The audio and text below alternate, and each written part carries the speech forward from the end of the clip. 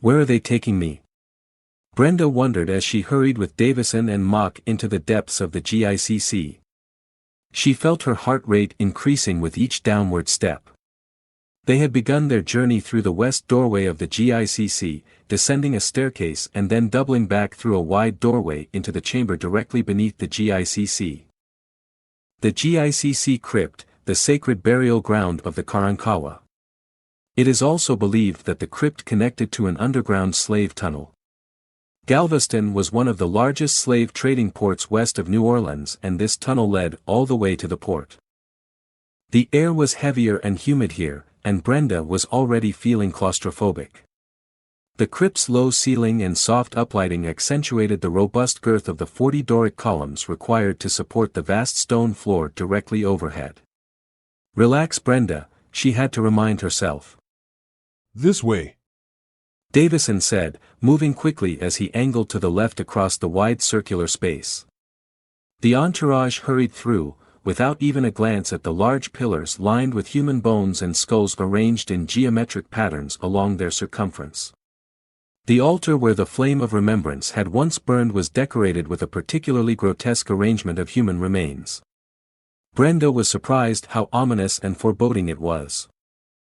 Davison seemed to be in a hurry, and Mock once again had her head buried in her phone. After diagonally crossing the crypt, the group entered a dimly lit foyer and began winding through a convoluted series of hallways and dead ends. The warren of passages contained numbered doorways, each of which bore an identification number. Brenda read the doors as they snaked their way around. She had no idea what lay behind these doors, but at least one thing now seemed clear: the meaning of the note on Glenn Moody's hand. SBB 14 appeared to be a numbered doorway somewhere in the bowels of the GICC, which run for miles underground. What are all these doorways? Brenda asked, clutching her day bag tightly to her ribs and wondering what Moody's tiny package could possibly have to do with a door marked SBB 14. Storage mostly, Davison said. Private storage, He said, glancing back at Mock. Mock did not even glance up from her phone. They look tiny. Yes, like closets, most of them. The Grand Galvez, which was built in 1911, should be right above us. And SBB 14? Brenda asked. Whose storage is that? Nobody's that I know of. The SBB is a private storage area, and I must say, I'm puzzled how. Detective, Mock interrupted without looking up from her phone. just take us there.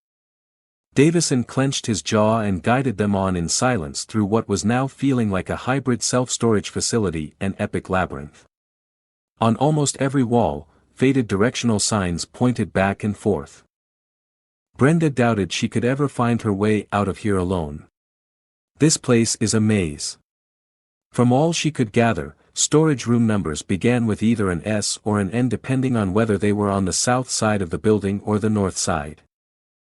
Still no signs for SBB. Finally, they arrived at a heavy steel security door with a keycard entry box. SB level. Brenda sensed they were getting closer. Davison reached for his key card but hesitated, looking more and more uncomfortable with Mock's demands. Detective, Mock prompted. we don't have all night. Davison reluctantly inserted his key card and the steel door hesitantly released. He pushed it open, and with a slim smile, he politely motioned for Brenda to go before him, and they all stepped through into the foyer beyond. After they did, the heavy door slammed shut behind them. Brenda wasn't sure what she had hoped to see in this foyer, but the sight in front of her was definitely not it. She was staring at a descending stairway. Down again? She said, stopping short. There's a level under the crypt? Yes. Davison said. SB stands for South Basement.